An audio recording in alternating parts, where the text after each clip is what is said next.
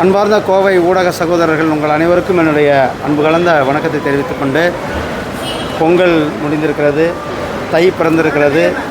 தை மாதம் பிறந்ததில் நமக்கு ஒரு நல்ல தமிழகத்தில் சூழ்ந்திருக்கின்ற அந்த இருள் விலகி ஒரு ஒளிமயமான தமிழகம் வர இருக்கிறது. நம்முடைய மாண்புமிகு பாரத பிரதமர் திரு நரேந்திர மோடிஜி அவர்கள் நாளைக்கு சென்னை வர இருக்கிறார்கள். அவர் நாளைக்கு சென்னையில் அந்த கேலோ இந்தியா ப்ரோக்ராம் கலந்து கொள்ள இருக்கிறார்கள். அது தொடர்ந்து பல்வேறு நிகழ்ச்சிகளில் கலந்து கொள்ள இருக்கிறார்கள்.